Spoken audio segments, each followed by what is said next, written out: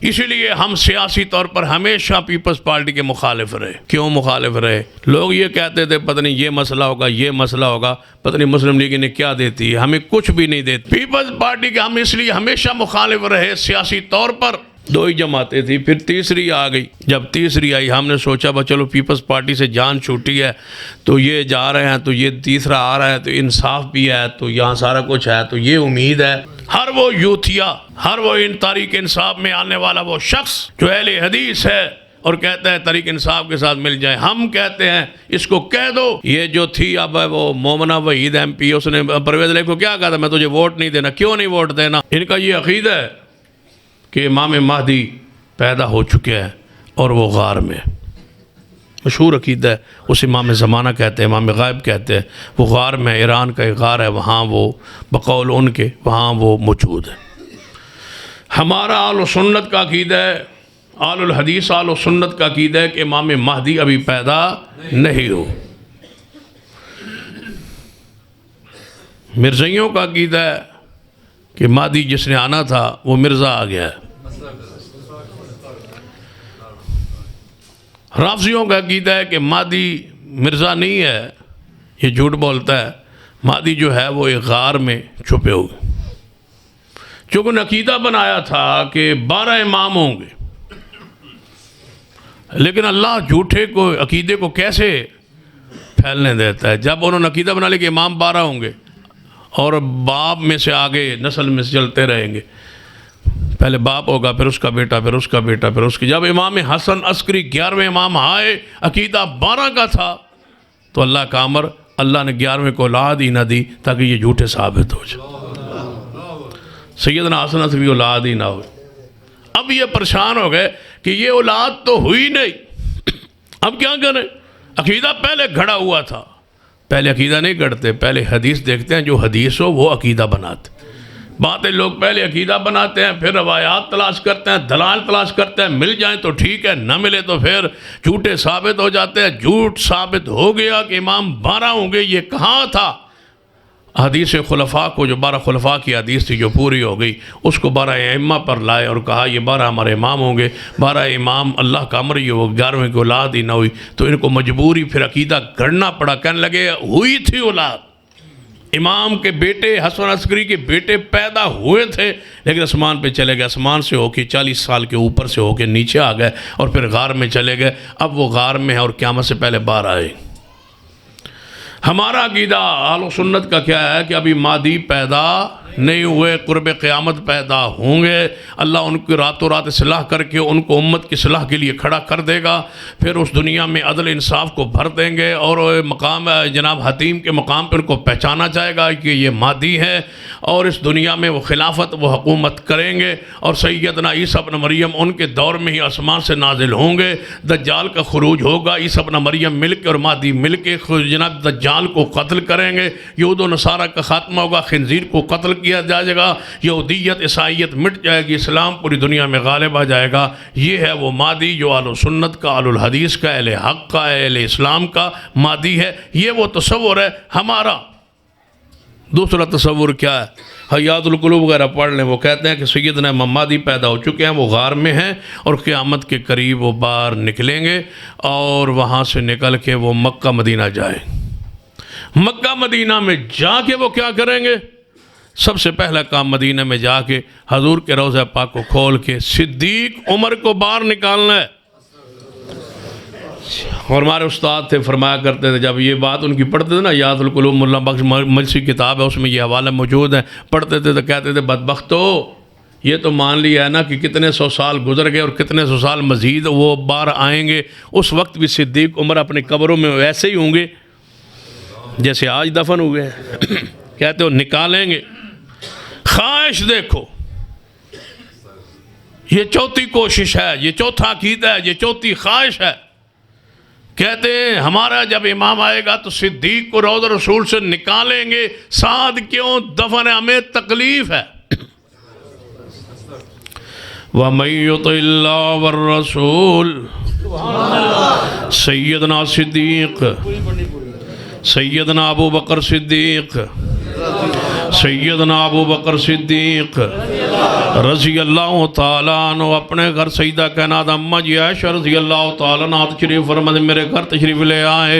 میں نے خواب بیان کیا اپنے باپ سے, ابا جی میں نے خواب دیکھا ہے کہ 3 چاند میرے حجرے پہ آ گرے. 3 چاند آئے. جب حضور دفن ہو گئے نا حجرہ عائشہ میں, تو صدیق نے روتے ہوئے فرمایا تھا بیٹا عائشہ پہلا چاند آ گیا, خواب تیرا پورا ہو رہا ہے, پہلا چاند تو آ گیا, اب دوسرے کا انتظار کر. وَمَن يُطِعِ اللَّهَ وَالرَّسُولَ فَأُولَٰئِكَ مَعَ الَّذِينَ أَنْعَمَ اللَّهُ عَلَيْهِمْ مِنَ النَّبِيِّينَ وَالصِّدِّيقِينَ وَالشُّهَدَاءِ وَالصَّالِحِينَ وَحَسُنَ أُولَٰئِكَ رَفِيقًا.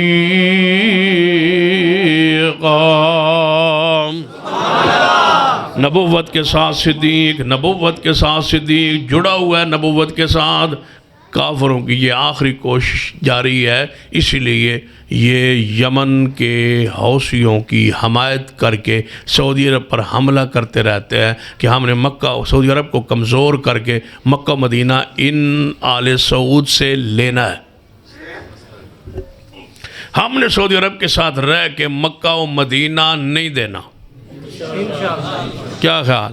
انشاءاللہ مکہ مدینہ آج بھی ہمارے پاس ہے, انشاءاللہ ہمیشہ رہے گا. آل سعود کی ہم حمایت کیوں کرتے ہیں؟ سعودی حکمرانوں کی حمایت ہم کیوں کرتے ہیں؟ ہم ان کو باڑ سمجھتے ہیں, باڑ 4 دیواری ہے یہ حرمین کے آس پاس,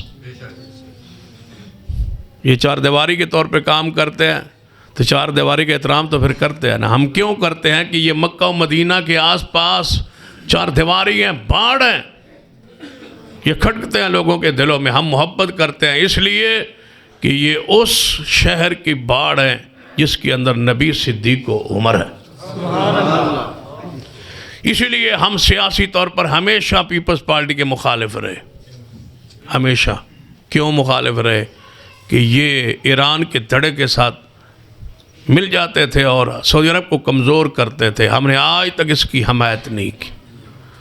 لوگ یہ کہتے تھے پتہ نہیں یہ مسئلہ ہوگا, یہ مسئلہ ہوگا, پتہ نہیں مسلم لیگ نے کیا دیتی ہے, ہمیں کچھ بھی نہیں دیتی. ہم سعودی عرب کی باڑ کی مخالفت نہیں کر سکتے. پیپلز پارٹی کے ہم اس لیے ہمیشہ مخالف رہے سیاسی طور پر. 2 ہی جماعتیں تھی, پھر تیسری آ گئی. جب تیسری آئی ہم نے سوچا بس چلو پیپلز پارٹی سے جان چھوٹی ہے تو یہ جا رہے ہیں, تو یہ تیسرا آ رہا ہے, تو انصاف بھی ہے, تو یہاں سارا کچھ ہے, تو یہ امید ہے یہ سعودی عرب کے دھڑے میں جائے گا. بدبختی یہ ہوئی کہ یہ جب کامیاب ہوا سب سے پہلے اس نے وہ پیپلز پارٹی سے بھی آگے بڑھ کے ایران کی حمایت میں کھڑا ہو گیا, سعودی عرب کو چھوڑ بیٹھا. ہم نے کہا جو سعودی عرب کا نہیں ہے وہ ہمارا نہیں ہو سکتا. ہر وہ یوتھیا, ہر وہ ان تحریک انصاف میں آنے والا وہ شخص جو اہل حدیث ہے اور کہتا ہے تحریک انصاف کے ساتھ مل جائے, ہم کہتے ہیں اس کو کہہ دو یہ ساتھ چھوڑ دے ان علی زیدی کا اور زلفی بخاری کا اور ایران کا اور وحدت المسلمین کا.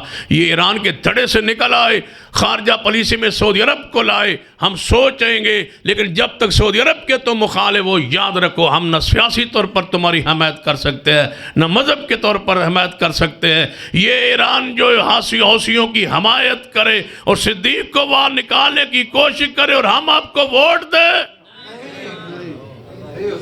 سعودی عرب کے ساتھ ہم کھڑے ہیں اور کھڑے رہیں گے انشاءاللہ.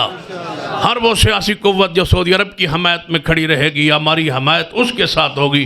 جو سعودی عرب کے ساتھ نہیں ہے وہ اہل حدیث کے مسلک کے ساتھ مخلص نہیں ہو سکتا. ہم انشاءاللہ سعودی عرب کے ساتھ ہیں, مکہ مدینہ کے لیے ہے انشاءاللہ, صدیق کے لیے, عمر عثمان کے لیے. یہ چاہتے ہیں صدیق عمر کو وہاں سے نکالیں, ان کو ہم سپورٹ کریں, ان کی حمایت کریں. جن کے دھرنے اور جلسے کے پیچھے کھڑا ہو وحدت المسلمین کا سربراہ, مجلس وحدت کا راجہ ناصر عباس, اور وہ اس پر ایران پیسہ خرچ کرے. اور اس لیے تو یہ جو تھی اب وہ مومنہ وحید ایم پی, اس نے پرویز علیہ کو کیا کہا تھا میں تجھے ووٹ نہیں دینا. کیوں نہیں ووٹ دینا؟ اس نے کہا تو میں نے تجھے ووٹ نہیں دینا. کیوں؟ اس لیے کہ تو سپیکر تھا تو اسمبلی میں ناموس صحابہ بل تو نے پیش کروایا, میں نے تجھے ووٹ نہیں دینا. اس لیے کہ وحدت المسلمین کی حمایت جناب کوٹے میں عمران خان نے اس کو MP بنایا تھا. وہ اتنے دشمنی کریں جو ناموس صحابہ بل کی حمایت کرے, اسے بھی ووٹ نہ دیں, اور تم اتنے بولے ہو اور ہمیں تانا مارتے ہو کہ مرکزی جمعیت اہل حدیث کیا کر رہی ہے. سن لو, مرکزی جمعیت آج بھی سعودی عرب کے ساتھ کھڑی ہے اور انشاءاللہ ہمیشہ کھڑی رہے گی. مرکزی جمعیت اہل حدیث پاکستان, عظمت حرمین شریفین, عظمت صحابہ. ویسے نہیں جماعتیں کھڑی ہوتی, جماعتوں کی خارجہ پالیسی ہوتی ہے, جماعتوں کی سوچ ہوتی ہے, جماعتیں فکر کی بنیاد پر کھڑی ہوتی ہیں. لوگ کہتے ہیں کہ شاید کوئی سیٹوں کے لیے کھڑے ہوتے ہو, سیٹیں لینا ہمارا حق ہے, لیں گے, پھر پہلے بھی لی ہیں, پھر بھی لیں گے. کہتے ہیں 2 سیٹوں پر جماعت کو بیچ ڈالا ہے. میں کہتا ہوں تم مفت میں بکے ہوئے ہو, ظالم ہو. 2 نہیں آندے, 1 آندے نے. تم مفت میں بکے ہوئے اور کہتے ہو کہ تم نے 2 سیٹوں پر, یہ ہمارا حق ہے. ہماری سیاست کی بنیاد سعودی عرب ہے, ہماری سیاست کی بنیاد اسلام ہے, دین ہے, مکہ و مدینہ ہے. جب تک مکہ و مدینہ کے ساتھ جو سیاسی قوت, جو بھی سیاسی جماعت مکہ و مدینہ سے سعودی عرب سے مخلص نہیں ہے, ہم اس کے ساتھ نہیں ہیں مخلص. ہمارا اخلاص آج بھی صدیق کے لیے ہے انشاءاللہ. صدیق تیری قبر پہ پہرا دیں گے انشاءاللہ. کیا خیال؟